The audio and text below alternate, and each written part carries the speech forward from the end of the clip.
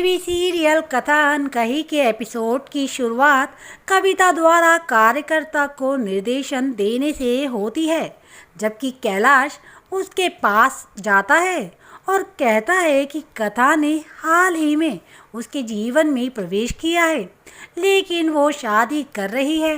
कविता उन्हें इमोशनल होने के लिए चिढ़ाती है, फिर वो उसे मजबूत रहने की सलाह देती है क्योंकि कथा का रिश्ता उनके साथ नहीं टूटेगा।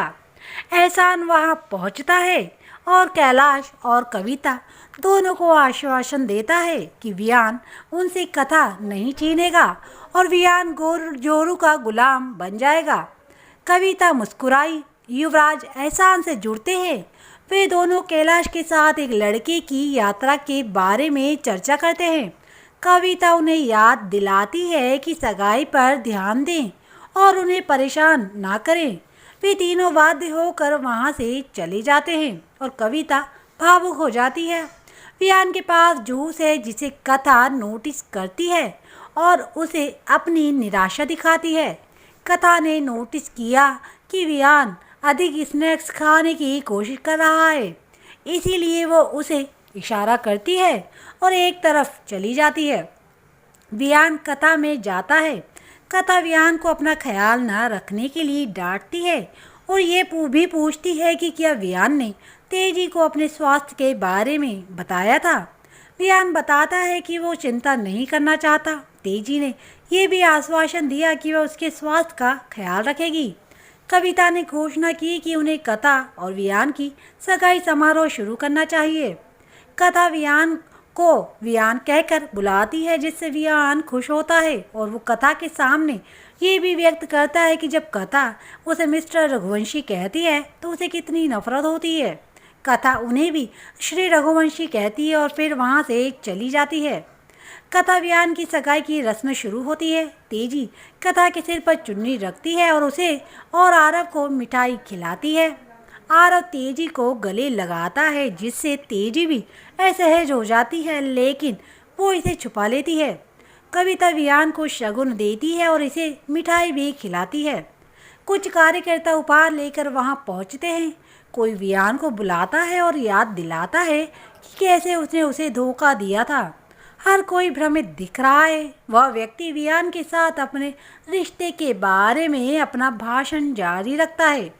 वियान हैरान और आश्चर्यचकित हो जाता है। तेजी और फराह बेहद खुश नजर आ रही हैं। महिला सबके सामने आती है। वियान उसके पास जाता है और अपनी चाची माया से मिलने की खुशी साझा करता है। माया भी उससे अपनी खुशी जाहिर करती है। माया कथा और वियान दोनों के प्यार की भी प्रशंसा करती है। तेजी और फराह अपनी मुस्कान छिपाते हैं।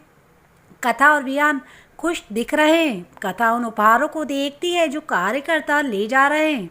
माया कथा को नोटिस करती है और बताती है कि उसने उसके बारे में बहुत कुछ सीखा है, इसीलिए ये उपहार यहाँ काम करने वाले श्रमिकों के लिए हैं। फिर वो वियान से उसे ग्रेवाल से मिलवाने के लिए कहती है। वियान वादे होता है और उसे कैलाश और कविता दोनों के पास ले जाता है।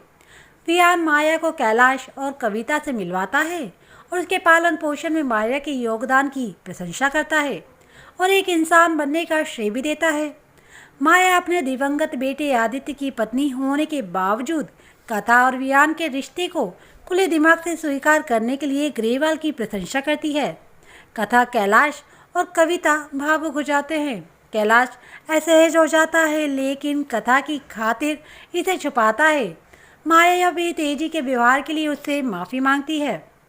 कथा वियान के सामने माया की तारीफ करती है। माया, फराह, एहसान और तेजी से मिलती है। एक कार्यकर्ता वान्या को नाजायज़ बच्चा कहता है, जिसे वियान क्रोधित हो जाता है, लेकिन वान्या उसे अपना आपक होने से रोकती है।